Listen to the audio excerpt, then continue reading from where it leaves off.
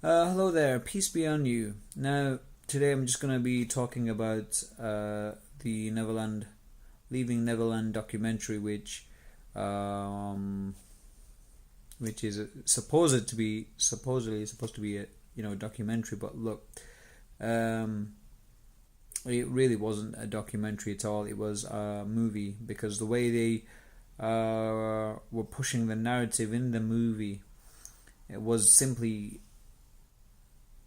it was like painting a picture, like, okay, so he's talking, okay, now get some type of movie clip to and show some particular videos that may push towards you thinking that that could actually be the case where it did happen. And there was a particular time in the actual movie where even the interviewer himself, he actually was putting words in he put words in Wade Robson's mouth. He basically said, and you got that as well. And he said, yeah, and I got that. So it did seem a very one-sided, okay, call it a documentary if you like, but to be truthful, I didn't think it was. No, the thing is, when you watch it, you have to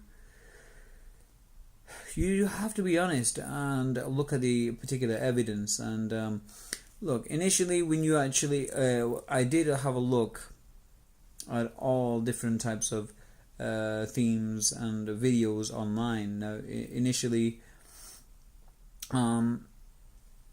sure. Now let me think. There was a particular woman who who did an overview of whether they were telling the truth, and they were basically reading their body language, and it seemed as though that they were being completely honest. Okay, it may have seemed like that, no, but on the same time, there was another video which showed that the way they did the interview, they did shoot the actual,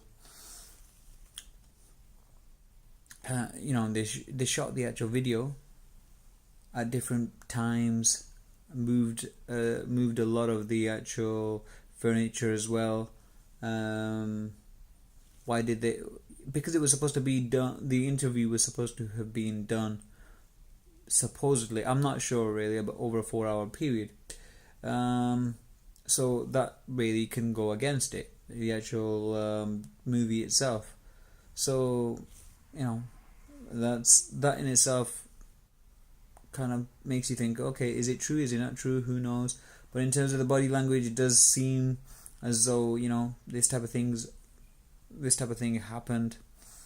I'll be honest, don't watch it. It's not objective. That's the only reason why I was saying don't watch it.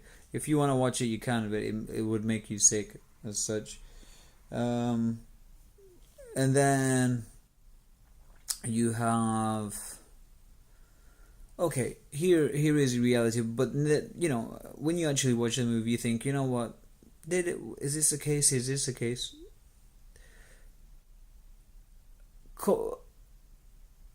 Then you think to yourself, okay, after watching it, after pondering for a while, what did this really happen? You think to yourself, was there any evidence? There was no evidence whatsoever. That is a huge key, really, unfortunately. You should have had some type of circumstantial evidence or some type of evidence which kind of shows allegedly that this is the case and this could actually possibly be the case. But reality is, it's not the case. It was just basically on. It's an allegation. You know what I mean? It's an allegation, and I think that the biggest thing that you have to, and you have to just be honest about it, is say, you have to realize that what Todd Jackson he actually said, which was basically they sued him. They sued him a few years back. Wade Robson apparently sued him for so many because he couldn't get to do Cirque du Soleil, choreograph that particular gig, and they're suing them. They're suing the Jackson family estate right now. Even the other guy as well, James Safechuck. So, and they actually admitted it, on Oprah's interview as well. If you actually watch Oprah's interview, they actually said, "Oh yeah, people are gonna say." That's one good question which I would say about Oprah, because throughout the video of Oprah, it seemed as though that she was pushing the narrative and saying, "You know what?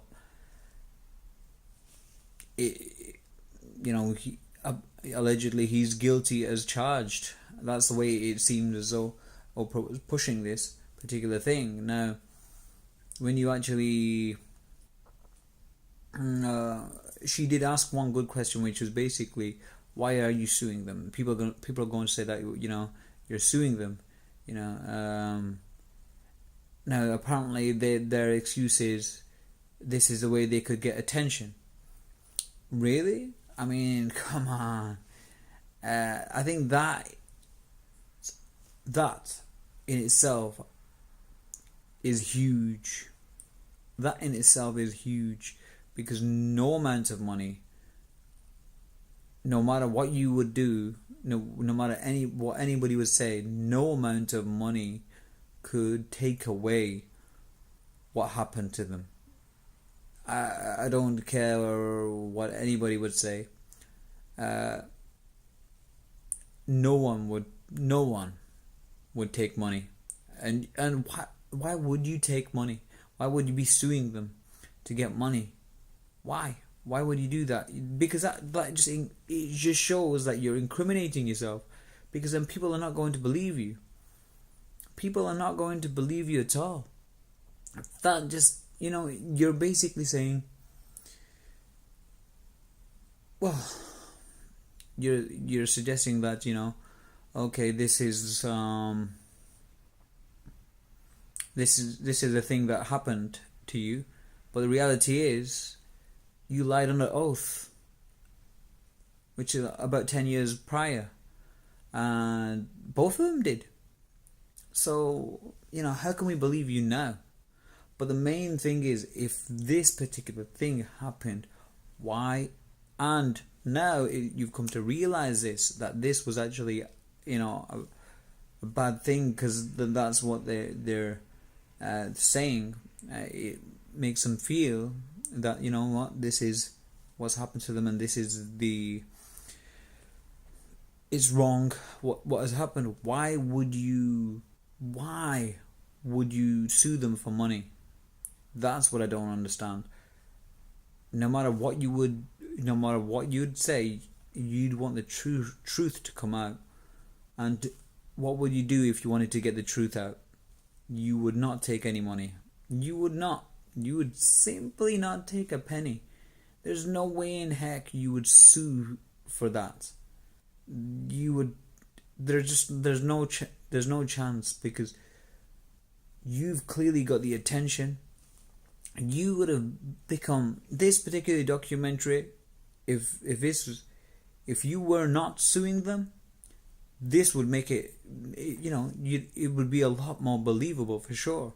It would be a lot more believable for sure. Now, I know there's a particular podcast called H3. I even saw that particular moment where he's saying that, MJ allegedly said he goes in the same bed with the other people, but if you watch the Martin Bashir's interview, he doesn't say that.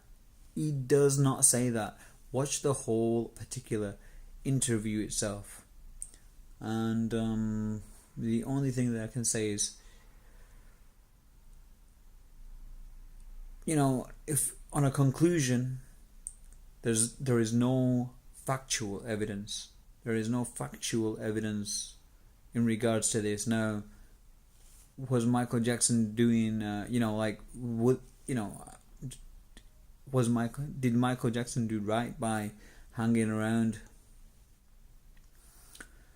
with children that young when he's in his mid-30s, etc.?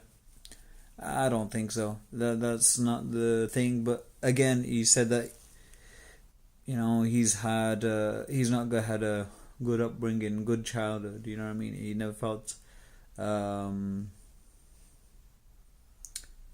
normal in that particular regard. Who knows? But the reality is, what I'm saying is, sure, that he shouldn't even, he shouldn't, he shouldn't go in the same bed, without a doubt. That's wrong. You know what I mean? There is no doubt. But he never claimed it anyway. Even in the Martin Bashir interview, he never claimed it, that he did do that. But what I'm saying is, look, at the end of the day, the main point is, it all comes down to one thing. Are you suing them for money? If you're suing them for money, well, you've got an agenda. You've got an agenda. I don't think any person who went through this torturous process and who wants the truth to come out would take money. That's my opinion. I'm just being honest. Take it or leave it, whatever.